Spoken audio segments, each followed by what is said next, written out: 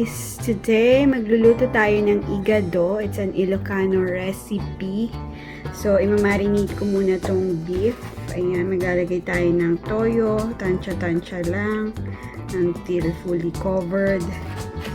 And then, we have here the bay leaves. Ayan, fresh bay leaves or kahit anong meron kayo dyan na nakastack.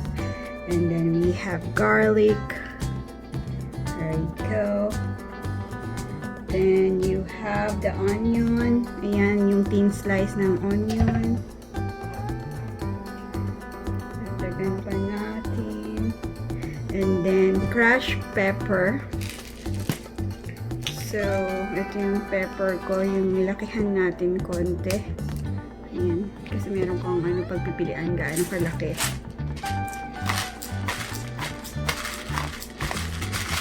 Damihan natin ng pepper para masarap. Ayan. And then, that's it. I-marinate natin to for 15 minutes or 30 minutes siguro para mas malasa. Pwede nyo pang dagdagan ng toyo. Ever kulang. Para talagang manuot yung niya. Dagdagan ko pa. Ayan. Alright. Marinate nyo lang ito. Takpan nyo muna para manuot yung lasa niya. So, magta-timer ako for ang dumi na, pasensya na, 30 minutes. Ito pala yung nabili kong liver, beef liver. Tignan nyo. Nakalagay yung Spanish niya is hígado de res. So, diba? Talagang igadong-igado pala. So, ang igado pala is Spanish. Ayan. And mura lang siya. 2.2 kasi almost 1 pound lang. Ayan.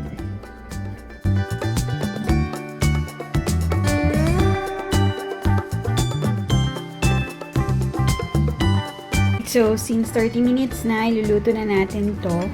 And then, we'll just drain it a little bit para matanggal lang yung toyo. Yan, pinipiga-piga ko para maano siya. Maiwan yung liquid niya. Kailangan dry lang. Alright, let's move on. So, sa pan nyo, lalagay nyo lang lahat to. Sorry, it's so hard to cut. Yan. Make sure na hindi sumama yung toyo para iwan natin yung toyo kasi gagamitin natin siya afterwards. Ayan.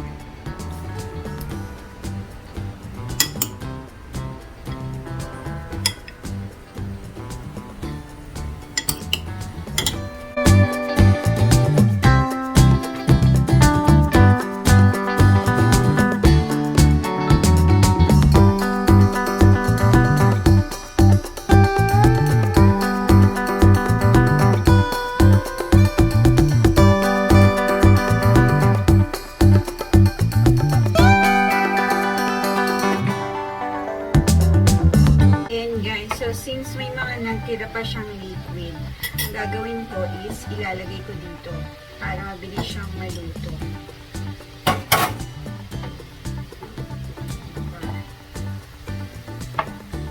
Ayan, ilagay natin.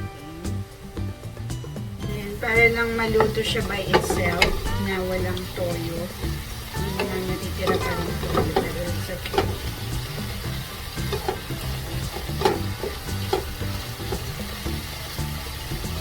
Ito na yung naipon ko, which is ilalagay din natin mamaya.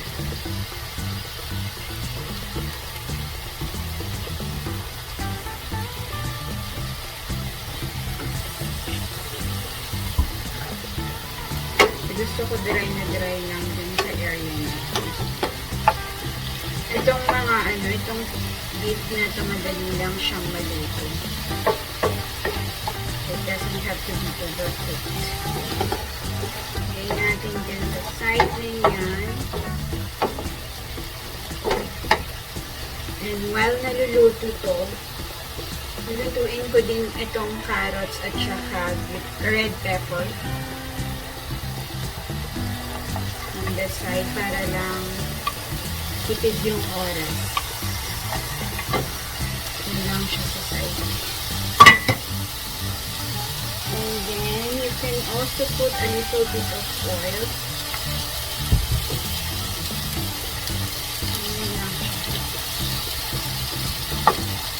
Para lang ma-maximize nyo itong ano nyo pinaglulutuan nyo.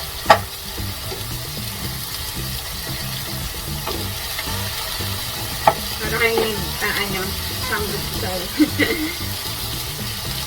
Ayan guys, so medyo luto na. Isalin muna natin sa plate ito.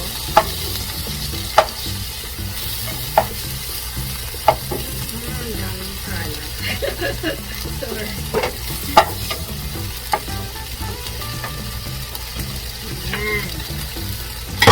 And let's move to this. Then, lalagay natin ang toyo. Ito yung pinag-marinate natin.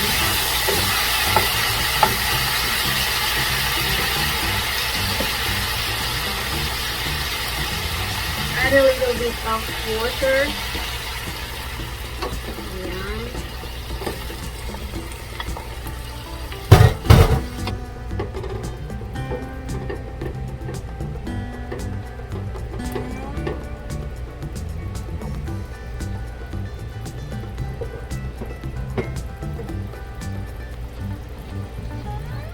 Now, we will add the liver.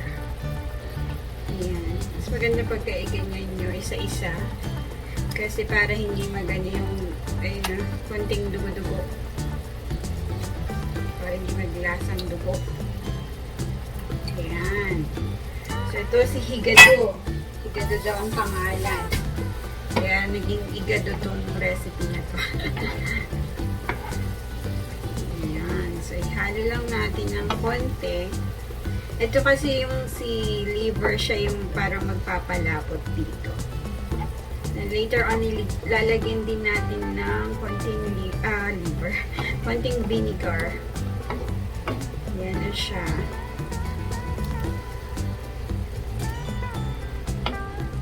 Yan, hayaan muna natin maluto si liver.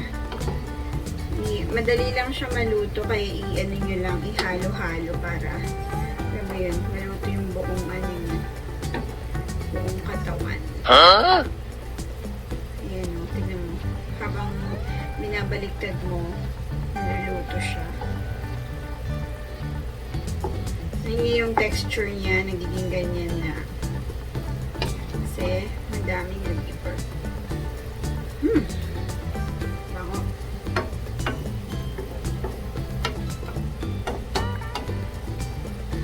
Takpan muna natin ng konti. So, habang niluluto yan, dagdagan na natin ng 2 tablespoon of vinegar. Wala na akong ibang distilled na vinegar, kaya itong apple cider na lang ginamit ko. Healthy naman. Healthy.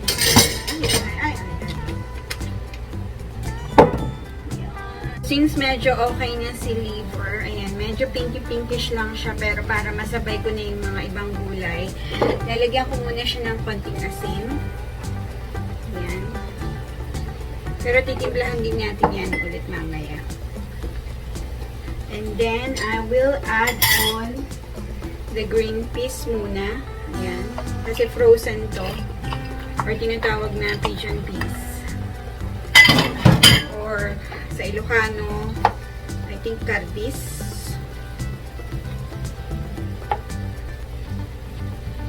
Yan. Sarap. Pwede nyo pa actually dagdagan pa ng patatas, but then wala kaming patatas ngayon. Tsaka hindi mahilig si Edson sa patatas. So, okay lang din. And then, I'll add on the veggies. Yan na siya. And then after this, titimplahan nyo na. Tapos na.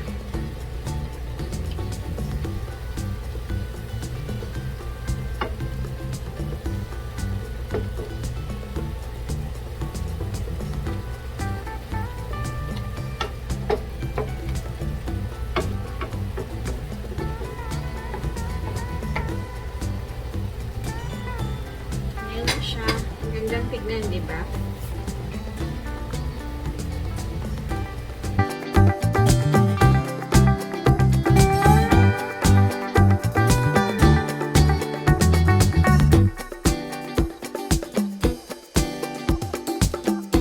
Usually sa mga niluluto ko, naglalagay ako ng asukal, at least 1 teaspoon or 1 tablespoon. Yan. Para lang mabalance yung taste.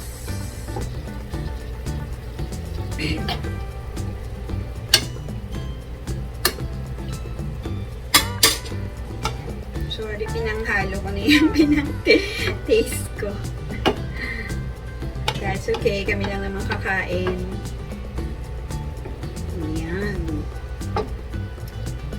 So, lutuin na lang ng lutuin yung mga carrots. Siguro, tsaka itong green peas. Right? Ano ko na, pinahinaan ko na yung